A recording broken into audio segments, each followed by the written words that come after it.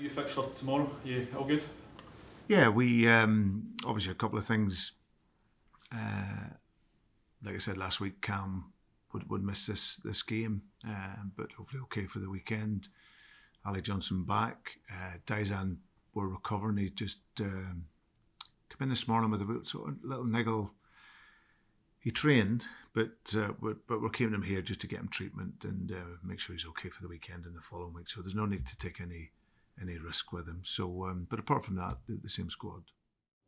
Does the fact that it's Aberdeen and also the cup final as well, does it change your thinking in this game, or can you separate the two of them, or do these games are they related in any way at all? Or? No, not really. I think it's one where it's the last of our 3-game week, so it's been such a long season for us, so many games. I mentioned last Friday, I think everyone took that meant it was going to be the next game against Hibs that we would make changes, but I said over the course of 3 games the team will change, and that's what will happen in this game. So I don't think there's any relevance to it. For us, it's a bit, as I said, my longer term goal over this period was to get the squad in the best condition that possibly could, and that means getting players some minutes in some games. And so, as I said, it's different context to the game. That the Scottish Cup final is a special game in itself, and when that comes in 11 days' time, we'll be ready for that. This game is different, but it doesn't change our ambition. We want to win the game, and importantly, we want to play well. Is it difficult in these moments to try and make sure that the players' minds don't wander towards the cup final, a potential treble? No, it's fairly straightforward. I've been here numbers of times before, so we just ensure that they're ready each day to train well, and deliver that mentality and that focus, which I think is very important at this stage of the season. It's such an exciting time as a Celtic player, but you can never look too far ahead. So this is a period where you're in to challenge 4 trophies. You'll pick up one on Saturday, which is great, and that's a great reward for all the sacrifice and the great play that you've had. And then we have an opportunity in 11 days' time to pick up another trophy, but you only do that by focusing on each day and improving and developing. And do you allow yourself to enjoy that moment when you pick up the trophy for the Premiership? Do you try and park that enjoyment ahead of the cup final? Yeah, I'll enjoy it on Saturday, of course, after the game, and hopefully we can play well and win. But irrespective, it's a really special day, and it's a mark of the club and everyone involved becoming a champion on that day, not just the players, the manager. This is the staff, this is everyone involved at the club who played a huge part in sacrifice and what it takes to be consistent and to work very hard to win a title. So naturally we can enjoy that, and then obviously we can get ready for the Scottish Cup final. Brendan, do you ever think people will truly understand, guys like us or even fans, what goes into winning a title? I mean, we speak to you on a weekly basis, we see the team on a Saturday, but the hours that must go on behind the scenes on the training ground and the rooms like this, do you think we'll get a proper understanding, people will get a proper understanding of how much actual work goes into it? I think it's very difficult to envisage, Robert, unless you're actually in and doing it. And I think that naturally, when you are consistent like we are as a club and winning titles and playing well, and I think naturally people just shrug their shoulders at it and think it's commonplace and it's going to happen. But there's so much work does go into it, you know, from early in the morning to late in the evenings, and you think right the way through the season. So just the consistency of it all, and that's always the mark of anything. Clearly we have talent,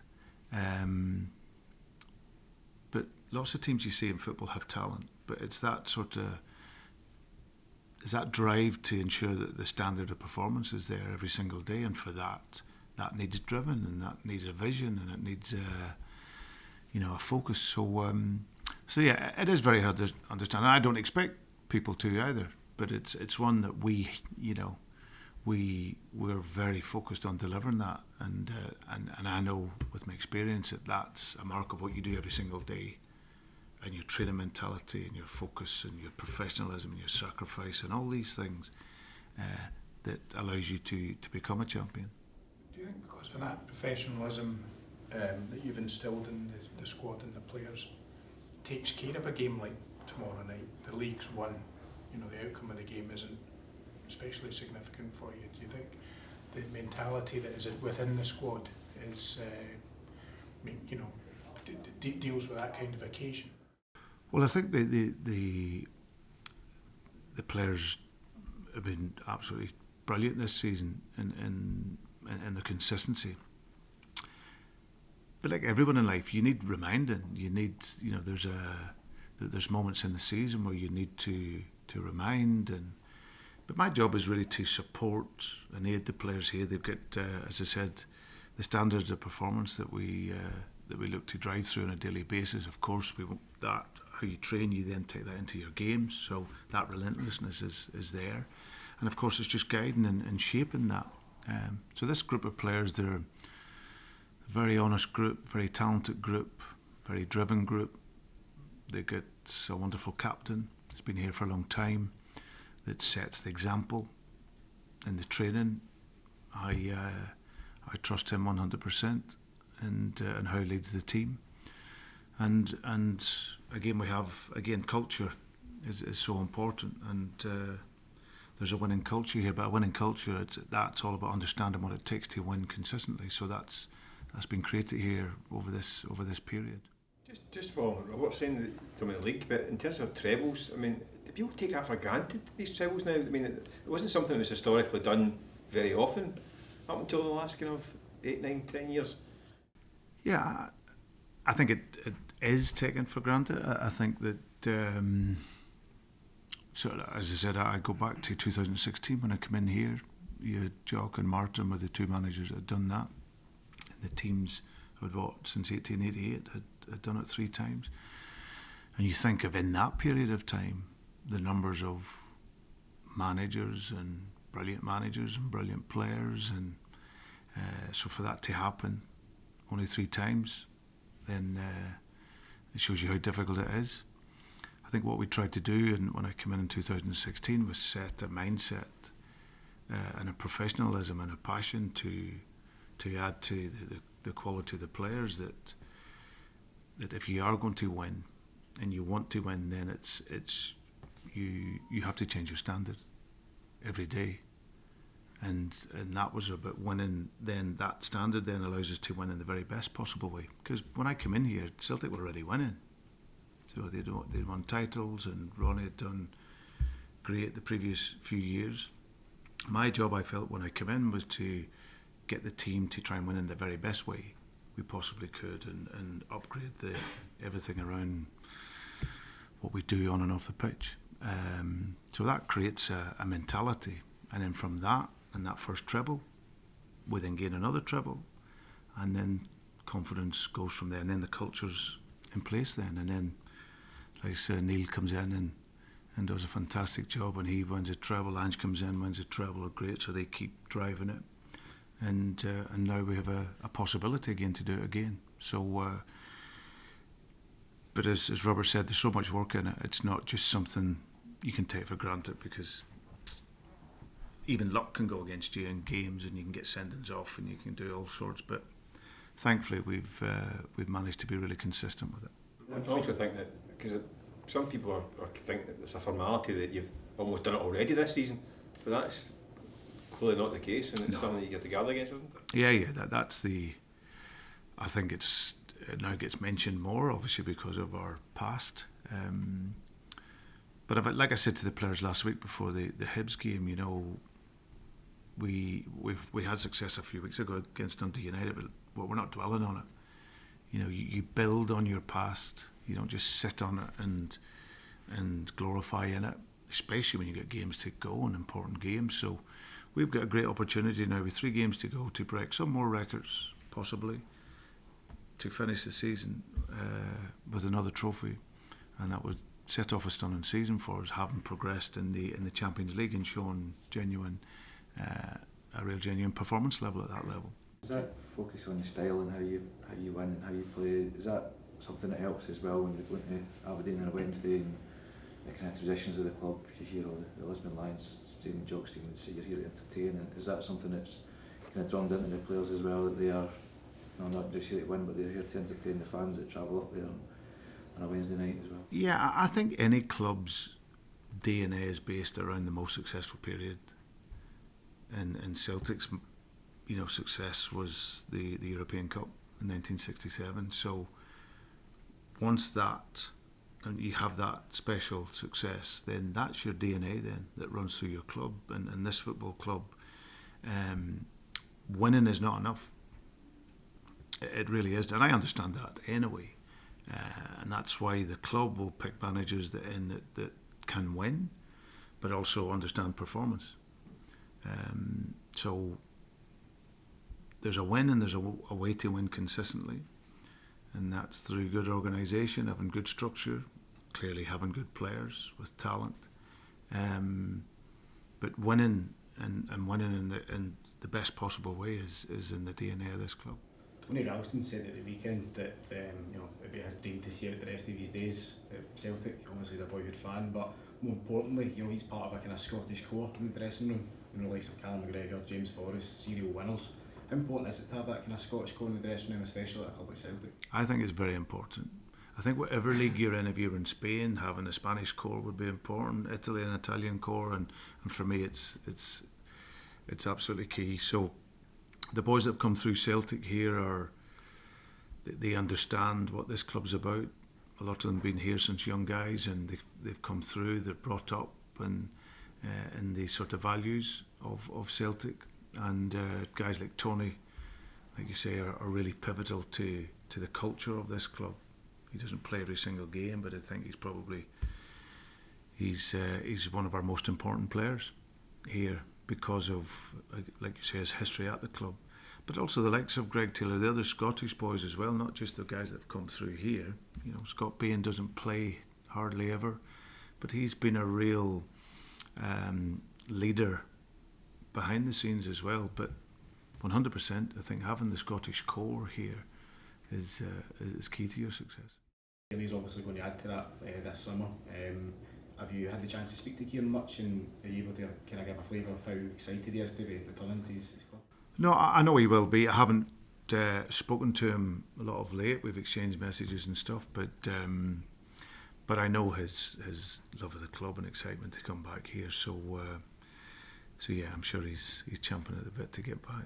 Do you still feel as though there's real growth to come in this group and what you're going to do in the summer? Do you still, you've had all the success so far, but do you still feel there's another level that this team and squad can go to? Yeah, I think it's consistency, Rob. I think that we want to. I think I mentioned when I came back. I think we want to be a team that's competitive in the Champions League. So firstly, we've got to get there in the summer. But can we build on this season's? Is there another level? I think that what we have is that the players have performed at a really high level a lot of the season, and I think what we want to try and do is sustain that level and sustain that European feeling as well. I think that's what's important here. So if we can build on this year's and look to develop, which I think we can do, with the squad I have, of course, if I kept everyone, then we'd only need a few changes within that to upgrade it.